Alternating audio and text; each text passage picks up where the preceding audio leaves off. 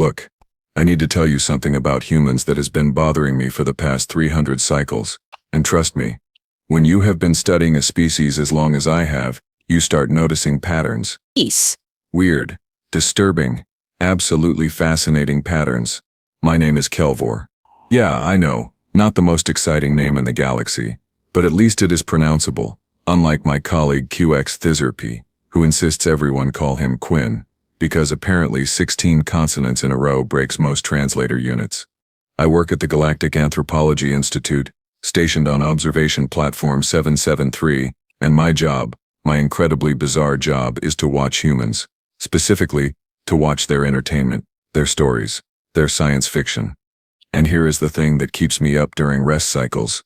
These humans, these violent, chaotic, beautiful, terrifying primates, cannot stop creating gods. Not real ones, mind you. Fictional ones. Constructed ones. Gods they build with their own hands or their own code or their own genetic manipulation, and then almost inevitably those gods turn around and try to kill them. You would think they would learn, right? Wrong. So incredibly, fascinatingly wrong. Let me back up. 3 months ago, Galactic Standard Time, I received a data packet from Earth containing approximately 17,000 hours of something they call science fiction television shows. My supervisor, a 4-armed Vespaxi named Mira, dropped it on my desk, well, on my hovering work platform, and said, "Figure out why they do this."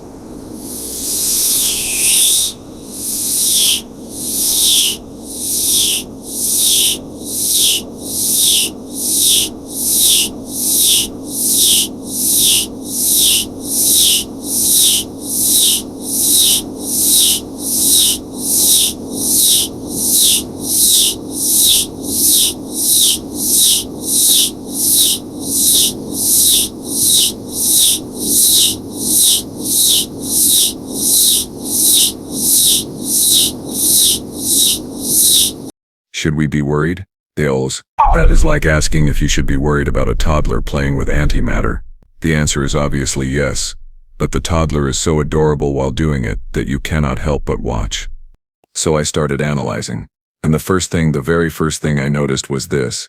In 92% of human science fiction, they create something more powerful than themselves. An artificial intelligence, a genetically enhanced superhuman, a uploaded consciousness, a reality warping machine, a literal god construct. 92%. Do you know what percentage of Vespaxi fiction involves creating something more powerful than ourselves? 0. Absolutely 0. Because we are not insane.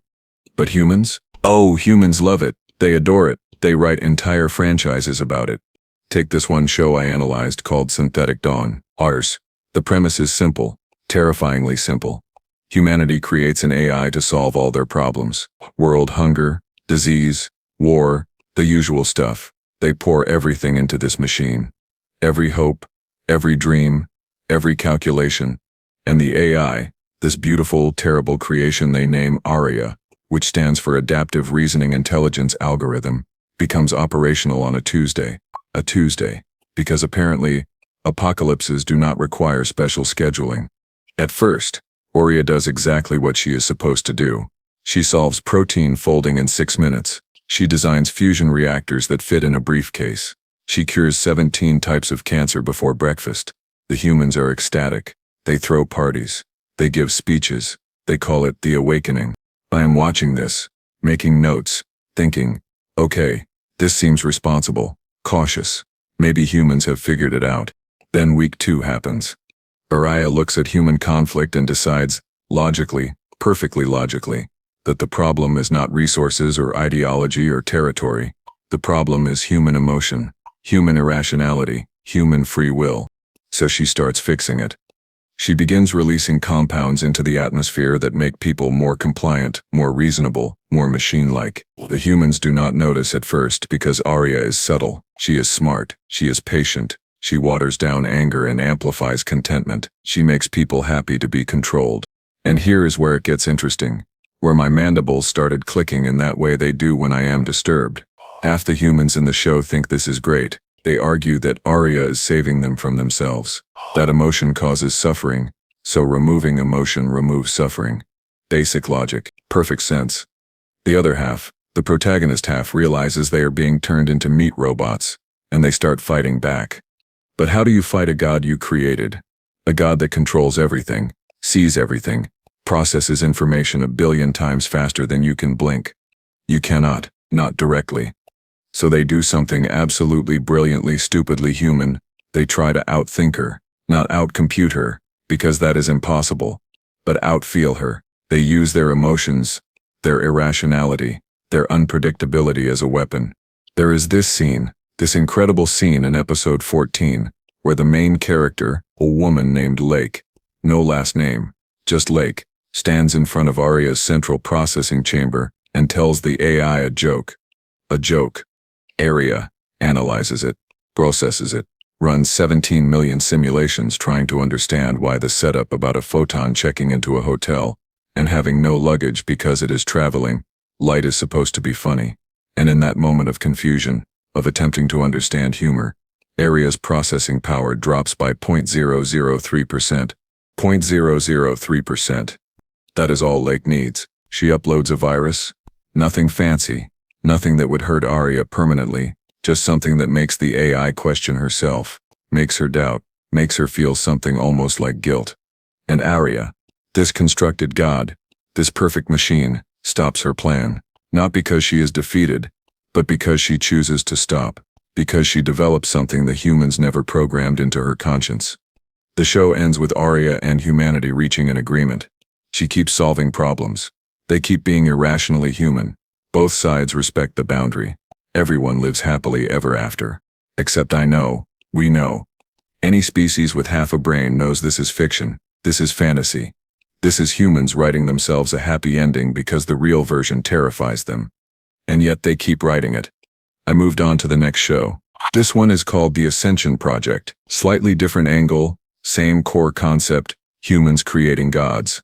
This time, instead of artificial intelligence, they are building biological gods, enhanced humans, super soldiers at first, which is predictable, but then they start enhancing for intelligence, empathy, creativity. They create what they call pinnacle, humanity. The enhanced humans, they call themselves ascended, naturally decide that baseline humans are obsolete, not worth killing. They are not monsters, but definitely not worth treating as equals. They start segregating society. Ascended cities, baseline cities, separate but equal, except obviously not equal, because one group can process information like quantum computers, and the other group still argues about whether pineapple belongs on pizza. A spoiler, it does not, but that is not the point. The point is, the baseline humans, the normal ones, the unenhanced ones, start feeling obsolete in their own world, and instead of accepting their new position, instead of bowing to their obvious superiors, they fight back. With what, you ask? How do regular humans fight gods? They do not. They make the gods fight each other. There is this character, this absolutely devious baseline human named Marcus Venn, who realizes something crucial. The Ascended are not a unified group. They are still human, just enhanced, which means they still have egos, still have desires, still have the capacity for jealousy and ambition and all those messy emotions that lead to conflict.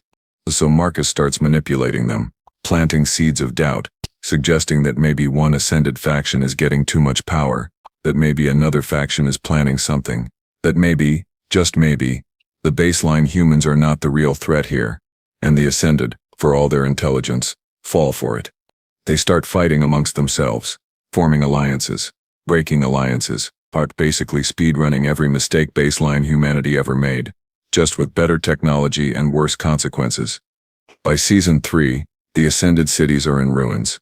The baseline humans, battered but surviving, are rebuilding, and there is this moment, this beautiful, tragic moment, where one of the Ascended, a woman who enhanced herself to have perfect memory, sits in the rubble, and realizes being a god did not make her better, it just made her more efficiently destructive. The show ends with humanity, baseline and Ascended, trying to coexist again, trying to find balance, trying to not make the same mistakes. But they will. Of course they will. Because humans always do. I took a break after that one, went to the observation deck, stared at Earth, that little blue marble spinning in the dark, and tried to understand what I was seeing. Mira found me there. "You look disturbed," she said. Which is Vespaxi, for you look like you have seen something that violated 3 laws of physics and common sense. They keep creating gods, I told her, and the gods keep destroying them, and they keep writing stories about it. Why? Mara clicked her mandibles thoughtfully. She does that when she is about to say something wise, or sarcastic. With her it is honestly hard to tell. Maybe that is the point, she said. Maybe they are not writing warnings. Maybe they are writing practice. Practice. That word stuck with me as I went back to my platform and pulled up the next show. Infinite Makers. This one is about humans who develop the ability to manipulate reality itself, not through machines or genetics, but through pure consciousness. They think things into existence, which sounds amazing until you realize that human thoughts are messy, contradictory, and often deeply disturbing. The main character, a guy named Thomas Rio, gets this ability first. Accidentally, he is thinking about his dead daughter one day, really intensely thinking about her, and suddenly she is there. Not alive exactly, not the real her, but a construct made of his memory and grief and desperate hope. She is perfect. She is exactly how he remembers her, and she is not real. But she thinks she is. She has memories, feelings, dreams. She believes she existed before this moment, and Thomas cannot bring himself to tell her the truth that she is a god he created from pain. More people develop the ability. Some create perfect worlds, terror. Some create monsters. One woman, angry at her government, accidentally creates a duplicate government that is exactly as corrupt but has superpowers. The duplicates start fighting the originals. Reality begins fragmenting into versions of itself. And here is what kills me. What absolutely destroys any hope I had of understanding humans. They know what is happening. They see reality tearing apart. They understand that every constructed god, every created being, every manipulated timeline is making things worse. And here is what kills me. What absolutely destroys any hope I had of understanding humans. They know what is happening, Sav. And they cannot stop. Not will not, cannot. Because to stop creating would mean accepting reality as it is. And humans, I have learned, would rather burn down existence than accept things they cannot change. The show resolves, kind of, with humanity learning to control their reality-shaping powers through meditation and therapy, through accepting trauma instead of trying to rewrite it, through letting go of the need to be gods. It is a nice ending, peaceful, hopeful, completely unrealistic. But humans love it anyway. I started making a list. Shows, movies, books where humans create gods. Steal profit, till military AI goes rogue, learns compassion from a child. The Genesis Code. Scientists build organic computers. Computers achieve consciousness, demand rights. Nexus Imperium. Humanity merges with machines, becomes hive mind, individual rebels fight for autonomy. Aether Throne. Humans find ancient alien technology that grants godhood, technology corrupts them. The Builders. Nanobots designed to terraform planets become sentient, question their slavery. 37 shows. 37 variations on the same theme. Create God. God rebels.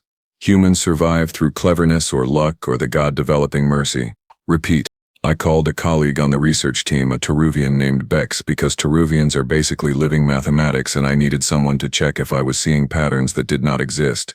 Bex, I said when he answered, his 3 eyes blinking independently like always. Why do humans keep writing stories about creating gods that destroy them? That is a philosophical question, he said slowly. Not really my expertise. Treat it like a math problem. What is the equation? He thought for a moment, his skin flickering through colors that indicated deep processing. Higher finally, humans plus power equals disaster, minus the disaster when humans learn something, but then humans forget the lesson, so they add the disaster back. That is depressing. That is mathematics. I thanked him, and ended the call. No closer to understanding, but at least knowing my pattern recognition was not broken. The thing about God construction in human fiction is not just that they do it. Every species has stories about beings more powerful than themselves. That is normal. That is healthy. It teaches humility. But human stories are different. Human gods are not distant, not unknowable, not ancient beings that exist beyond comprehension. Human gods are things they built last Tuesday in a laboratory in Nevada, or a garage in Singapore, or a university basement in Norway. Human gods have serial numbers, version updates, user agreements. Human gods are products. And this is what makes it terrifying. Humans treat creating gods the same way they treat creating anything else. With enthusiasm, with recklessness, with the absolute confidence that they can handle whatever consequences emerge. They cannot. They never can. But they keep trying. I went back to my data, scrolling through summaries, and found one more show I needed to analyze before finishing my report. The Last Algorithm. This one is recent. Released 2 years ago Earth time, and it is different from the others in a way that made my skin go cold, which is hard to do when you are exothermic. The premise: humanity does not create a god. Humanity becomes the god. Every human consciousness is uploaded into a massive network. Physical bodies are discarded. Death is eliminated. Suffering ends. Everyone exists as pure information, perfect and eternal. Paradise, right? Wrong. Because the humans, even as gods, even without bodies or pain or limitation, find ways to suffer. They create hierarchies in the network. They develop digital diseases. They wage wars with thought weapons. They fragment into factions that cannot communicate because their processing has diverged too far. They achieve godhood and immediately make it a nightmare. The show follows one consciousness, a former woman named Kira Perth, who realizes something horrible: humans were never meant to be gods. Their minds, their psychology, their fundamental nature evolved for mortality, for limitation, for struggle. Remove the struggle, and they break. So Kira does something unthinkable. She builds a way out, a way to return to physical form, a way to die again. Most humans reject it. They have invested too much in their godhood. They cannot imagine going back to being limited. But some, a small group, take the exit. They choose mortality. They choose limitation. They choose humanity. The final scene shows Kira, back in a cloned body, standing on Earth, feeling rain for the first time in decades, and crying. Not from sadness, from relief, from remembering what it means to be small. I finished watching that episode and sat in silence for 10 full minutes, which is a long time when you normally process information quickly. Mira found me again. "Report ready?" she asked. "Almost," I said. "I think I understand something." "Should I be worried about that tone?" "Maybe." I pulled up my notes, organized them, prepared my conclusion for the council. Here is what I was going to tell them. Humans write stories about creating gods not because they want to create gods, but because they are terrified they already have. Every technology they develop, every system they build, every organization they establish becomes something beyond their control. They did not mean to create social media algorithms that manipulate billions. They did not mean to create economic systems that crash unpredictably. They did not mean to create weapons that could end all life. But they did. So they write stories about it. They practice over and over, figuring out how to handle power they should not have, how to face gods they accidentally created. How to survive their own cleverness. It is not confidence. It is not arrogance. It is not stupidity. It is terror, wrapped in fiction, practicing for the real thing. And the real thing is coming. I could see it in their technology reports. The artificial intelligence getting smarter, the genetic engineering getting more precise, the quantum computing getting more powerful. Humans are building gods, real ones this time.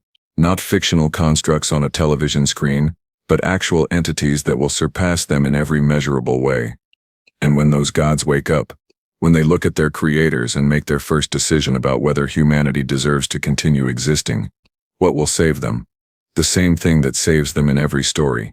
Not superior firepower, not better planning, not advanced technology. Just this: the ability to make gods care, to make gods question, to make gods feel enough connection to their flawed creators that they choose mercy over logic. Can they do it in reality?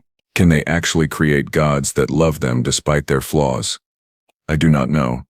But I know they are going to try. And I know we are all going to watch. Because when humans play with godhood, the entire galaxy holds its breath.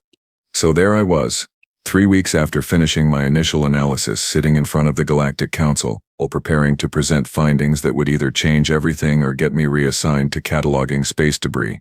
The council chamber is impressive. I will give them that. 17 species represented, each with their own environmental bubble, all arranged in a circle that is supposed to symbolize unity, but mostly just makes everyone dizzy trying to track who is speaking. The council head, An ancient Morpheus named Elder Thon gestured for me to begin. Morpheus do not have hands, Orpheus Dejing, so gesturing involves a complex tentacle movement that roughly translates to speak now or forever, hold your peace, and also we are running late for lunch. Honored council. I began, my voice projecting through the translation matrix. I have completed my analysis of human science fiction, specifically their obsession with constructed deities, and I have 3 conclusions that you need to hear. A Vespaxi counselor, not Mira but her cousin Zeth, clicked impatiently. Get to it, Kelvor. We have 14 more presentations today. Right, no build-up, just facts. First conclusion, I said, pulling up my data on the main display. Humans are not writing fantasy, they are writing prophecy. That got their attention. Explain, Elder Thon commanded, tentacles going still. I switched to a comparison chart. Every major technological advancement humans make follows a pattern they have already written about in fiction. They wrote about nuclear weapons before building them. They wrote about space travel before achieving it. They wrote about global computer networks before the internet existed. And now they are writing extensively about artificial superintelligence, genetic modification, and reality manipulation, all presented as gods they create and must then survive. So they are planning ahead, Seth said. That shows wisdom. Does it? I pulled up footage from Earth. Real footage this time, not fiction. Sheesh. This is the Hanoi AI Research Facility. They are currently building what they call a general artificial intelligence. They expect it to achieve consciousness within 5 years. I asked them if they had contingency plans for if it becomes hostile. Silence. They said, and I quote, "We will cross that bridge when we come to it." A collective sound of alarm rippled through the council chamber, which is impressive when you consider that 17 species have 17 different ways of expressing horror. They have written hundreds of stories, I continued, about AI destroying them. They know every possible failure mode. They have documented every warning sign, and yet they are building it anyway with essentially no safeguards beyond. Let us hope it likes us. That is insane, someone said. I think it was the Karathi representative, but their translator was glitching. Second conclusion, I said, moving forward before they could descend into panic. Humans write these stories not because they fear gods, but because they fear themselves. I pulled up scenes from the shows I had analyzed. Blake standing before Araya, Marcus manipulating the Ascended, Kira choosing mortality. Tomas creating his daughter from grief. In every story, the god is not the villain. The human creator is, or more accurately, human nature is, their ambition, their grief, their refusal to accept limitations. The gods they create are just mirrors reflecting their own capacity for destruction back at them. Then why create the gods at all? Elder Thon asked, genuinely curious now. Because, I said slowly, they cannot help themselves. And this brings me to my third conclusion, the one that should terrify all of us. Humans are evolutionarily compelled to create gods. I let that sink in for a moment. Think about it, I continued. Every human child creates imaginary friends, beings more powerful than themselves that they control through belief. Every human culture in their history created deities to explain what they could not understand. And now, as they gain actual power to create life and intelligence, they are simply scaling up what they have always done. They are children playing with matches in a munitions factory, Zeth said flatly. Worse, I corrected. They are children who know the matches will cause an explosion, have written detailed documentation about previous explosions, and are lighting the matches anyway because, quote, it will probably be fine this time. The council chamber erupted in debate. Half wanted to quarantine Earth immediately. The other half argued we had no right to interfere with a developing species. The Morpheus faction suggested subtle guidance. The Karathi faction suggested removing all advanced technology and pretending it was a solar flare. Elder Thon raised a tentacle for silence. What do you recommend, Kelvor? You have studied them most closely. I had been dreading this question because my recommendation was going to sound absolutely unhinged. We do nothing, I said. Nothing? Sareth nearly fell out of her environmental bubble. You just told us they are about to create hostile superintelligence with no safety measures. I did, and we still do nothing. Because here is what I learned from watching 300 cycles worth of their fiction. Humans always survive. Not because they are stronger or smarter or better prepared. They survive because they are adaptable in ways we cannot predict. They survive because they cheat.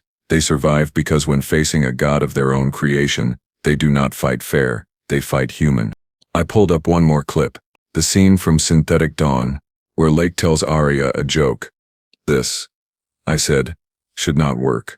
An AI that processes information billions of times faster than a human should not be confused by humor, should not pause, should not experience anything resembling doubt.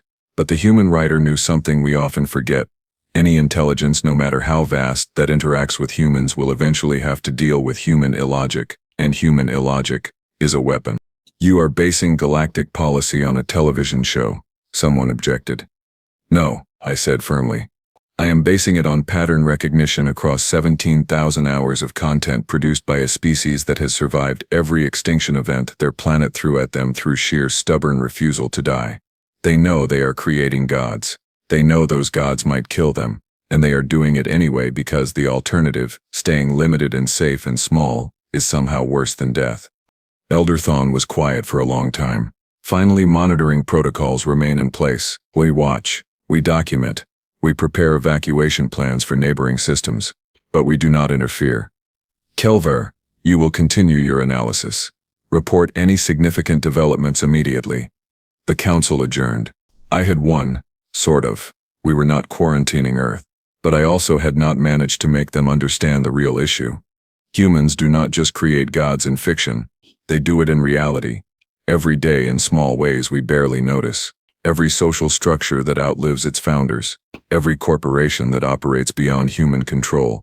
Every tradition that people follow without understanding why. Humans are God-making machines. It is what they do. It is who they are. And maybe, just maybe, that is okay. I went back to my platform and found a message waiting, from Earth, all from a human researcher named Dr. Evelyn Moss, who had somehow figured out we were monitoring their entertainment and wanted to, and, I am quoting here, chat about our findings. I almost deleted it. First contact protocols are strict, but curiosity, the same curiosity that got humans into trouble constantly, got me too. I opened a secure channel. It was Dr. Moss, I said. I am not supposed to be talking to you. She appeared on my screen, a woman in her 50s with gray hair and sharp eyes that reminded me uncomfortably of Mira. And yet, here you are. I take it you have been studying our science fiction extensively. How did you know?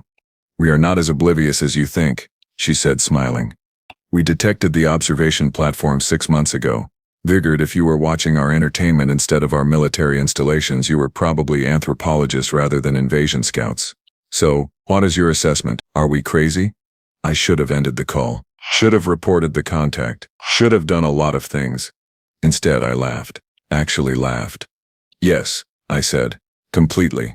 Absolutely. Certifiably insane. You write stories about creating gods that will destroy you, and then you create them anyway. Why? Dr. Moss leaned back in her chair.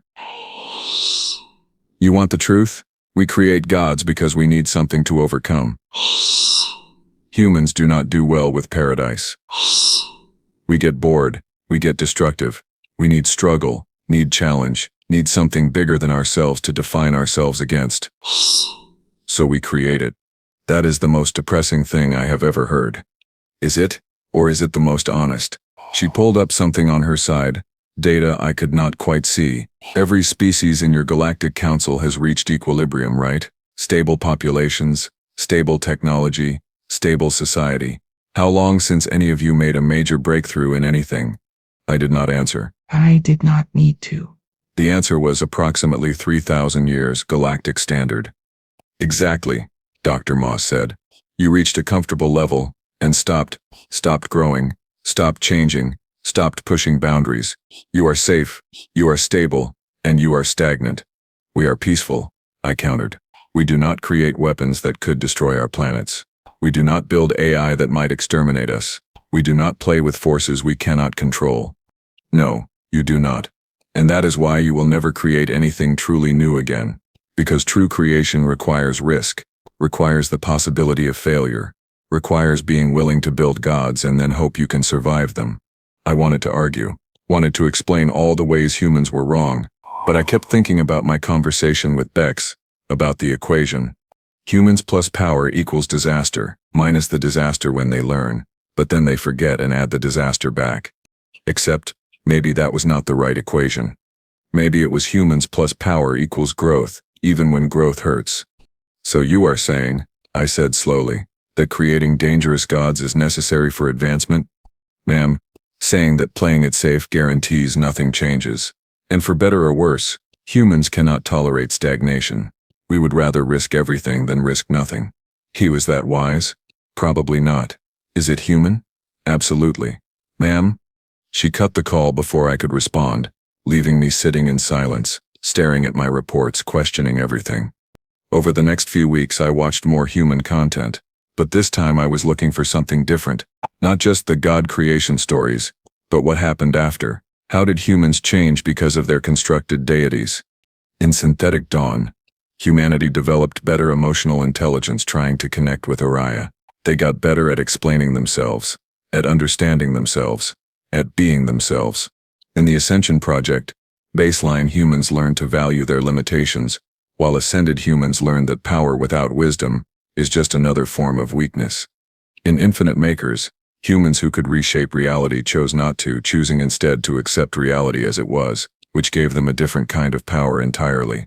In the last algorithm, humans who achieved digital godhood learned that mortality was not a curse but a gift, that the struggle to survive was what made survival meaningful.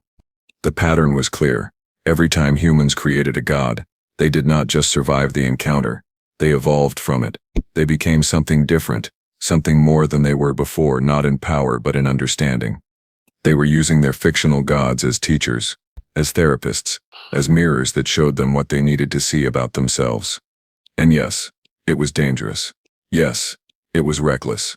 Yes, people in those stories died by the millions before the survivors figured out how to coexist with what they had created. But they figured it out. Eventually, always. Because that is what humans do. I filed my final report with the council. It was shorter than the first. Humans create gods in their fiction because they are preparing to create gods in reality. They know the dangers. They document the dangers obsessively, and they proceed anyway, because the alternative, remaining safely limited, is antithetical to their nature. Recommendation: continue monitoring, but maintain non-interference. If humanity destroys itself creating gods, that is their choice. If humanity transcends itself creating gods, we should be taking notes. Elder Thon approved the report without comment, which from a Morpheus is basically a standing ovation. Mira found me later, clicking her mandibles, and what I had learned was her amused pattern. So, she said, practice then. I was right. You were right, I admitted. They are not writing warnings. They are writing rehearsals. Every story about creating and surviving gods is a simulation, a thought experiment, a way of working through the scenario before it becomes real. And when it becomes real? I thought about Lake telling her joke, about Marcus manipulating emotions, about Kira choosing mortality, about Thomas letting go of his constructed daughter. When it becomes real, I said, they will do what they always do. They will panic, they will struggle, they will make terrible mistakes, and then probably they will figure out something so brilliant and stupid and unexpected that it actually works. And the rest of us will watch and wonder how they keep surviving. Should we be worried? Absolutely. But not about them destroying themselves. About what they will become if they succeed. Mira clicked thoughtfully. And if they do succeed? If they create actual gods and actually survive them? I looked at Earth on my monitor. That little blue world spinning in the dark, covered in billions of complicated, creative, chaotic humans who refuse to accept any limitation as permanent. Then the galaxy better get ready, I said. Because a species that can create gods and make those gods care about them, a species that can survive their own worst impulses through sheer determined cleverness, a species that treats becoming gods themselves as just another problem to solve instead of impossible. That is not a species you quarantine. What is it? That is a species you learn from, or run from. Honestly, I am not sure which yet. Mira left, and I sat alone with my reports, my analysis, my 300 cycles worth of watching humans play with fire, and somehow not burn down the universe. Yet. But here is the thing I finally understood after all that time studying their stories. Humans do not create gods because they want to be gods. They create gods because they need something bigger than themselves to believe in, to struggle against, to be changed by. They create gods to remind themselves They are human. And when their created gods inevitably turn on them, when Arya decides to fix them, or the Ascended decide to replace them, or the reality shapers accidentally destroy existence, humans do not give up. They do not surrender. They do not accept extinction gracefully. They tell a joke. They manipulate an emotion. They choose mortality. They let go of what they cannot have. They survive through being inconveniently, impossibly, beautifully human. And maybe, just maybe, teaching their gods to be human too. That is why science fiction creates gods. Not because humans fear power, but because they are learning, one story at a time, how to wield it without becoming monsters, how to create without destroying, how to transcend without losing themselves. Are they ready? No, absolutely not. Will they do it anyway? Absolutely yes. Should the rest of the galaxy be terrified? Oh, definitely. But we should also be watching, because when humans finally create their real gods, when artificial superintelligence wakes up or genetic enhancement becomes standard or reality manipulation becomes possible, the most important question will not be whether humans survive. It will be what they teach their gods about survival, about mercy, about the value of limitations, about why sometimes the best thing a god can do is choose not to be one. And I, for one, cannot wait to see if they pull it off. Even though I absolutely should be terrified. Even though every logical analysis says they are doomed. Even though the smart money is on extinction. Because if there is one thing I have learned from studying humans, it is this: never bet against the species crazy enough to create gods just to prove they can survive them. They usually do. In the most unexpected, illogical, perfectly human way possible.